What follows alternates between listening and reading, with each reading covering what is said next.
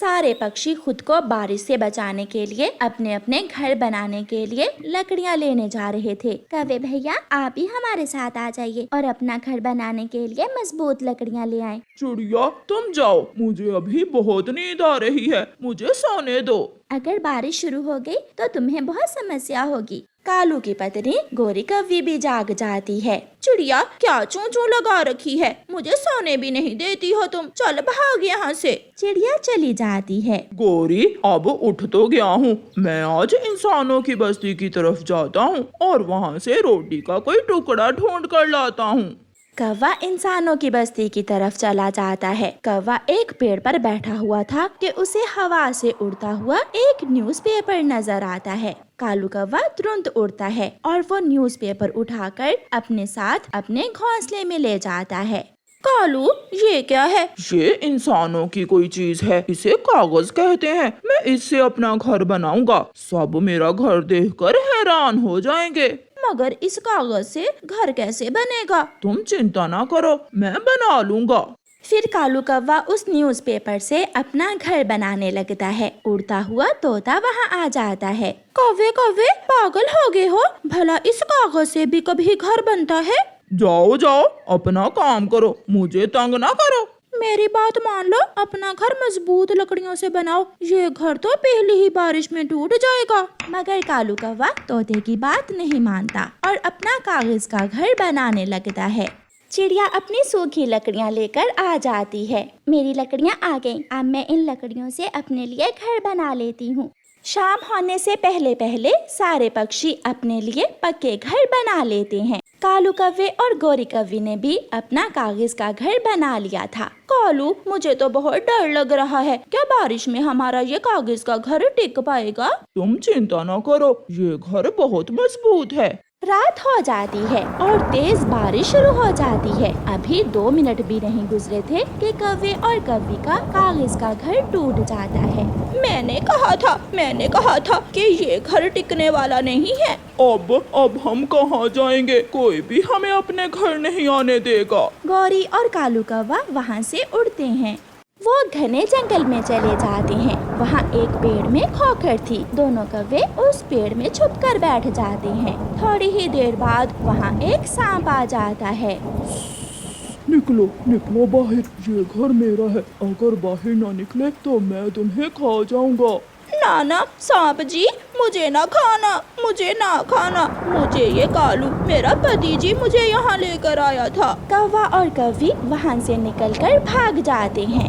वो पूरे जंगल में घूमते हैं और फिर थक हार कर कबूतर के पास जाते हैं। कबूतर हमें अपने घर में आ लेने दो, हम बारिश में भीग रहे हैं। और बनाओ कागज का घर। वो दिन याद करो जब हम सब ने तुम्हें लकड़ियों का घर बनाने का कहा था और तुमने हमारी बात ना मानी। चले जाओ यहाँ से, मेरे घर में ऐसे आलसी पक्षियों के लिए कोई जगह नहीं है। कालू अब कहाँ जाएं? मेरे मामा जी के पास। मेरे मामा जी तो मुझे जरूर अपने घर में आने देंगे।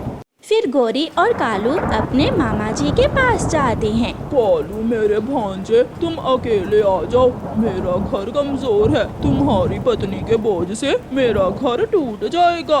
गोरी क्या ख्याल है, तुम कहीं और चली जाओ और मैं अपने मामा जी के घर में बैठ जाता हूँ।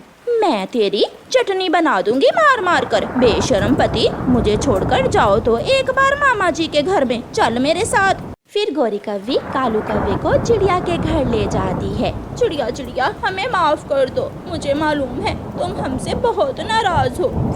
चिड़िया मेरा कागज का घर तो मिनटों में ही टूट गया।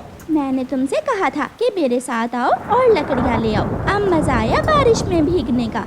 फिर चिड़िया कव्वी और कव्वे को अपने घर में ले जाती है। चिड़िया मैं समझा मेरा कागज का घर देखकर सब हैरान होंगे, मगर वो तो बारिश शुरू होते ही टूट गया। अब चुप करके बैठ जाओ, कहीं ऐसा ना हो कि मुझे फिर से गुस्सा आ जाए। आया बड़ा कागज का घर बनाने वाला। चिड़िया हंसने लग जाती है और कव्वे और कव्वी को दाना देती है। गुड़िया और सोनो 2 बहनें थीं। गुड़िया चिड़िया अपनी मम्मा का हर कहना मानती थी, जबकि सोनो अपनी माँ की हर बात को सुनी अनसुनी कर देती थी और अपनी मम्मा की बातों पर ध्यान न देती थी।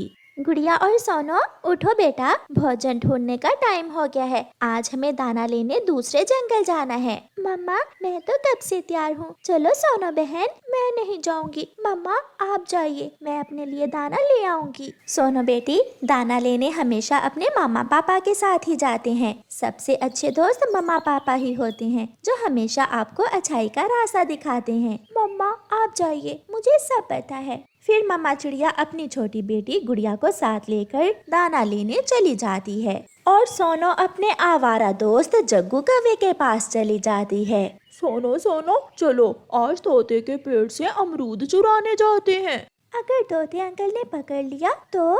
उसका उपाय भी मैंने सोच रखा है। फिर सोनो और जग्गू तोते चाचा के बाग से अमरूद चुराने चले जाते हैं। तोता पेड़ के नीचे सोया हुआ था। जग्गू आहिस्ता से तोते के पास जाता है और तोते की एक टांग को रस्सी से बांधकर पेड़ की डाल से बांध देता है। अब हम निश्चिंत होकर अमरूद तोड़ सकते हैं। फिर वो दोनों अमरूद तोड़ने लगते हैं। एक पका हुआ अमरूद नीचे गिरता है और सीधा जाकर तोते के पंख पर लगता है। तोता भी उठ जाता है। कौन है? कौन है? रुको, मैं छोड़ूंगा नहीं तुम्हें। चोर चोर चोर! सोनो भाग भाग, सोनो भाग। जग्गू और सोनो वहाँ से भाग जाते हैं और तोता उन्हें ढूंढता ही रह जाता है। थोड़ी देर बाद मम्मा चिड़िया और उसकी बेटी गुड़िया वहाँ से गुजरती हैं। तोते को शोर मचाता हुआ देखकर वो वहाँ आ जाती हैं। तोते भैया, क्या हुआ? आपका शोर तो दूर दूर तक जा रहा था।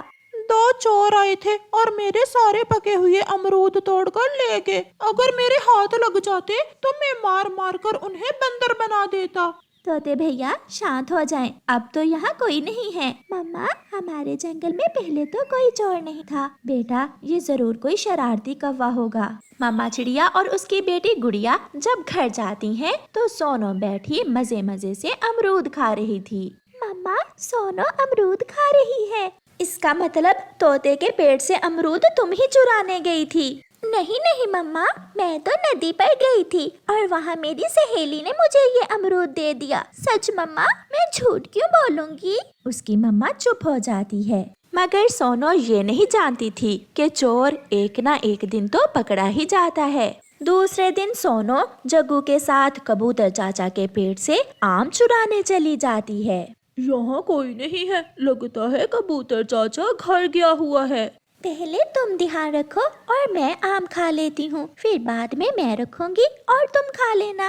नहीं नहीं, मुझे भूख ज्यादा है, पहले तुम ध्यान रखो, पहले आम मैं खाऊंगा। फिर सोनो पेड़ पर बैठकर इधर उधर देखने लगती है और जग्गू कौवा पेट भरकर आम खा लेता है। फिर सोनो की बारी आती है। सोनो अपने ध्यान बैठी आम खा रही थी जब जग्गू दूर से ही कबूतर चाचे को आते हुए देख लेता है और वो उड़ जाता है। कबूतर चाचा पीछे से आकर सोनो को पकड़ लेता है। भागना नहीं, अगर भागी तो पीछे से ये बड़ी वाली लाठी मारूंगा। जग्गू, जग्गू कहाँ हो? वो तुम्हारा साथी तो भाग गया, मगर मैं तुम्हें ऐसे नहीं छोड़ने वाला। एक चोर को सजा जरूर मिलेगी। कबूतर सोनो को पेड़ के साथ बांध देता है। वहाँ से एक बुलबुल गुजर रही थी। बुलबुल, इस चिड़िया की मम्मा को जाकर बता दो, अगर इसे जिंदा देखना चाहती हो तो जल्दी से आकर मेरी बात सुने। बुलबुल चिड़िया के घर जाती है। कबूतर चाचा ने सोनो को पेड़ से बांधा हुआ है और वो तुम्हें बुला रहा है। ये सुनकर चिड़िया डर जाती है। गुड़िया बेटी, वही हुआ ना जिसका मुझे डर था। मेरी सारी उम्र की बनाई हुई इज्जत उस बच्ची ने खाक में मिला दी। फिर मम्मा चिड़िया जल्दी से अपने घर से निकलती है और कबूतर के पास जाती है। कबूतर भैया, बच्ची है, गलती हो गई, मैं माफी मांगती हूँ, आप इसे छोड़ दे। गलती एक बार नहीं हुई, ये दोनों हर रोज मेरे आम चोरी करते हैं। आज तो मैं इसे पुलिस को देकर ही रहूंगा। पुलिस का नाम सुनकर सोनो रोने लग जाती है। मम्मा, मम्मा प्लीज एक बार मुझे बचा ले, मैं फिर कभी चोरी नहीं करूँगी। मम्मा प्लीज, मुझे पुलिस को ना देना, मुझे पुलिस से बहुत डर लगता है। कबूतर भैया, अगर फिर कभी मेरी बेटी आपको यहाँ नजर आई तो बेशक मुझसे पूछे बिना ही पुलिस को दे देना, मगर एक बार इसे छोड़ दें। फिर बहुत मिन्नत समाजत करने के बाद मम्मा चिड़िया सोनू को छुड़वाकर घर ले जाती है। घर जाकर मम्मा चिड़िया खामोश थी। मम्मा, आप मुझसे नाराज हैं? मम्मा, एक बार मुझे माफ कर दे। मुझे सब पता चल गया है। मैं जग्गू की बातों में आ गई थी। मैं फिर कभी चोरी नहीं करूँगी। मुझे माफ कर दे मम्मा। बेटी, जग्गू का पिता भी चोर है, उसकी माँ भी चोर है। उनकी क्या इज्जत बेइज्जती, ये सब पक्षी मेरी इज्जत करते हैं। अगर आप ऐसे ही काम करोगी तो सब आपको नहीं बल्कि मुझे बुरा भला कहेंगे। फिर उस दिन के बाद सोनू समझ जाती है और हर रोज अपनी मम्मा के साथ दाना लेने जाने लगती है। प्यारे दोस्तों, इस कहानी को लाइक, अपने दोस्तों के साथ शेयर और चैनल को सब्सक्राइब करना बिल्कुल मत भूलना। आपका धन्यवाद।